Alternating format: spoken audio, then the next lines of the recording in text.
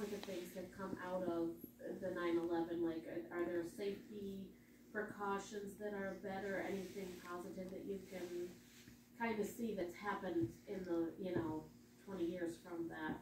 Well, our counterterrorism units got beefed up after that, and the Intelligence Bureau, which covers that type of crime. So they, when you mentioned terrorists back before this, or even when I was younger, you thought of flying saucers and stuff like that. But we are much more advanced and more information sharing with the government. So we have like a joint terrorist task force, and we deploy our detectives throughout the country to gain intelligence and report back to us. They do 2 years at a time in Pakistan and all these countries that would have this. So we're much more advanced on the police level, and it's still, intact from then, because you never know if something like this could ever happen again. Because it was interesting up until that point when you had an airplane involved in a terrorist attack. It was they hijacked the plane, they'd land it. This is what we want.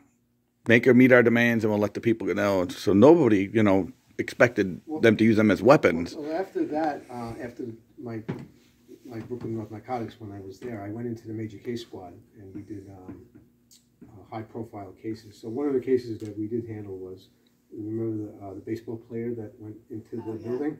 And we were all like, uh-oh, here we go again, But unfortunately for him, it was just a navigational error that put him into the building. But anything that happens, in the back of your head, you're saying, could it be another one? You just don't know. And we treat every investigation as such, so it could go in any direction. Well, there was that plane crash right in October. Yeah, I responded. I responded to that, and that was freaky. Yeah. Because and everybody was sure that was terrorism. How that plane came down, and with no explanation. Right. Yeah. And it's still a mystery somewhat. And what you saying, Ann, about Rockefeller Center? With the police department, we have an anchor club. You have to be a knight of Columbus, and you. So what we do is we bring the widows and the children around. Today they're at the hockey game, Fire FD NYPD hockey game with my wife. They're there, and we take them to you there, and we just did ice skating in Rockefeller Center. We do tree lighting. We do Coney Island. So we do. The children are much older now, but I still do that. So. And going along with that, two thoughts that came to mind. One, the Knights of Columbus showed up after September 11th on my doorstep with a check, which was like, I'm Protestant, but I mean, just so very kind, and and I know that those families appreciate that care. We had recently the apartment that I share with my daughter and her husband in Brooklyn burnt down. So that was an adventure. But I did make some phone calls to try to get some help, and my other daughter, who was not her apartment, said after the fact, "Mom, they were right. They will always take care of us." And the fire department did. Like, fire marshals pulled some strings and whatever. And as I know, the police department does that too for their These families. Organizations could work magic. I've seen magic, and that's such a comfort. And I'm also sure for those serving, I mean, Bruce always said, if anything happens to me, you'll be taken care of. And I'm kind of independent, so I didn't know that I really needed to be taken care of. But I'm glad that I am taken care of.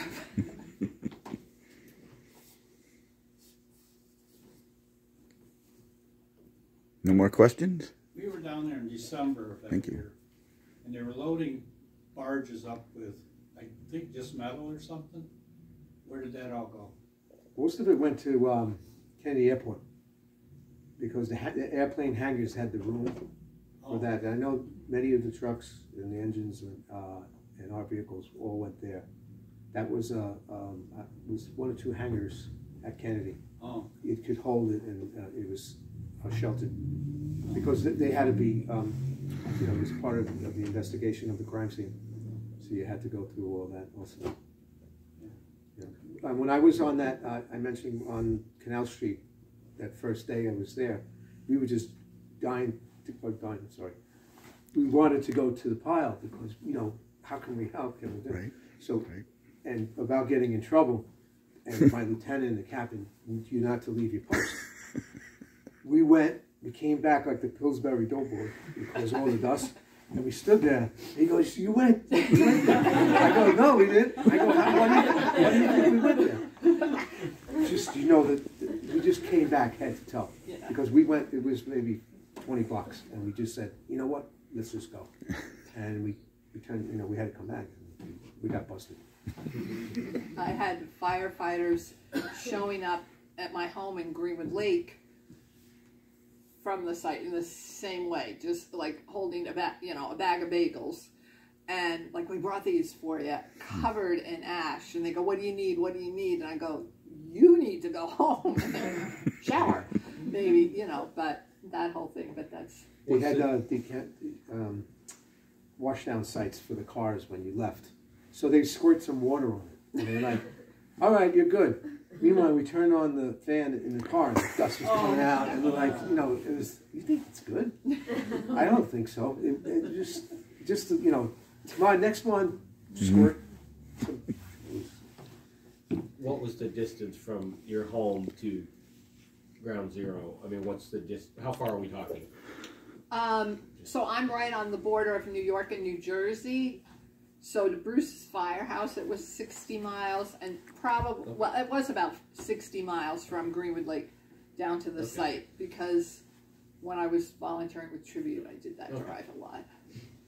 And the only time I made it in record time, this happened twice, I didn't get a ticket or anything, was when I was leaving the parking garage once, because I would park at the parking garage at the Battery, by the Battery Tunnel, and the road was blocked off, and it was for 2 different presidents this happened. And they go, "Well, you know, you can't go, the president's in town."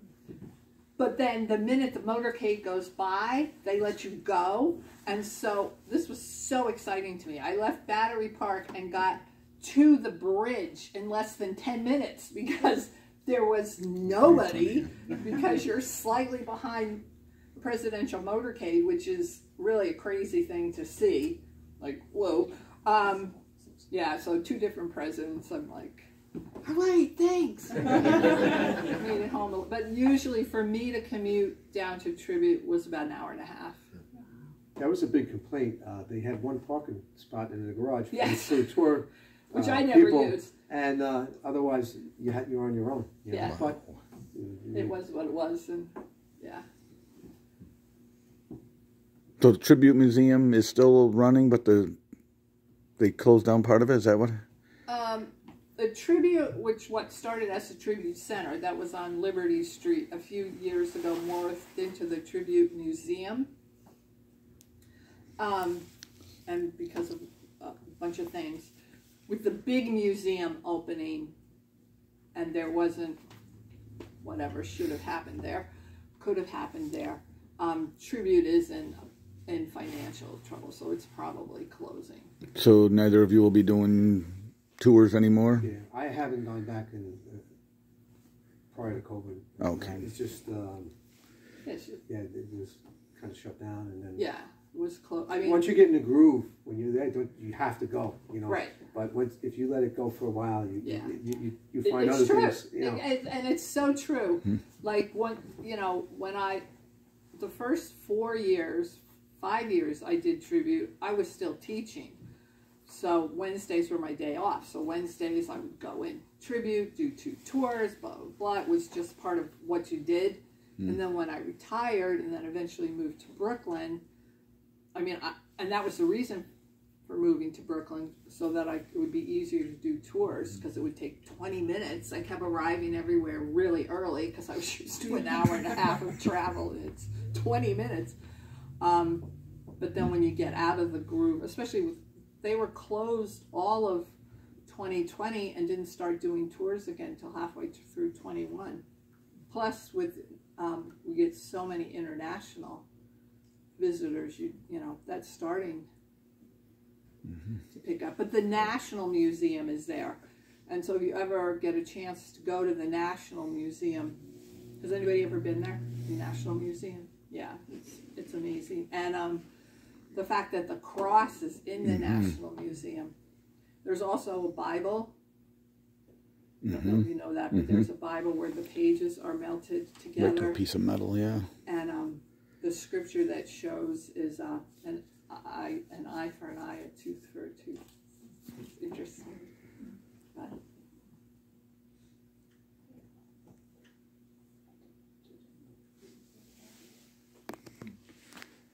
You got a question, Angie? I was asking. Oh, we went shucks. to the one at the Pentagon. My mom was working there a few years afterwards, and so we were able to go see what they had, their memorial there. But I thought there was a Bible there too. yeah, I've been to the Pentagon Memorial outside, which I think is beautiful. It's very well done. But I haven't gone. I know they have something in their chapel and stuff. Yeah. We went to the inside one. It's been a long time though. Yeah. She was a baby, so. Yeah. The elevator ride in the new One World Trade is, if you ever have a chance to do that, that is, you did it, Chris? Yes. Isn't that awesome? Yeah. That was something else. Like I said before, it took maybe a half hour to get on to the old towers, because you had to keep on shifting floors and go up another elevator bank. But what, 30 seconds you're up, and it's an amazing trip, right? I don't want to spoil it if you ever make it down there, but it's really something else. Sadly, I've never been at the old one, so at the pre-9/11, so but we experienced the new, so. Yeah, that was good. I enjoyed that. Yeah, it's cool. Don't go up there if you're afraid of heights, right? Well, to be That's honest, a quick view from up there. like the video they show you going up, I think is really cool. But then the video coming down, which has you like flying outside of the building, I have to close my eyes. I'm like, I don't want to be outside of the building. I want to be in it and safe. Once you get to the top, you can see deposit. It's got to go like this. There's my It house. was a push pin, right? Yeah, I saw it. I don't know about anybody else. I didn't know to look. I'll have to look next time. Can I ask you about the truck? Or is it a truck or an engine? Can we take a ride? But, huh? Can we take a ride? Oh yeah, sure you could. Had they written on the side of it who had died? They had not. Okay. Not in the Because a pictures lot that I of saw. them. A lot of them did. Yes. Yeah. One of the daughters, there was a newspaper article done down in the city, specifically when that truck retired. It was like 10 years roughly after. So it was like 2007 when it left engine 226. And one of the daughters said, there was a newspaper article, and she wrote a note to her father in the truck, and it's still there. And one of the interesting things that actually happened a few years ago is one of the firefighters from New York City happened to be up here, and he recognized the truck and instantly went to that compartment door and opened it, and he saw the note was still inside the compartment. So, and of course now the kids are much older now. You know, there's a picture that I still have from that newspaper article. She's only probably like 5 or 6 or something maybe in that picture, and now of course she's in college down in Florida now. So. Well, thank you for saving that truck, because that's important work. Yes, it's important work. I hate to see those get, scrapped, and that just happens with so many. And when I found that history, I was like, I can't, don't want to see something happen to that. So it's still under restoration. It's in pretty good shape compared to what it was when I got it. A lot of the city vehicles get scrapped right out and parted out, and so it's coming back together fairly well. It looks really, really sharp. It runs great.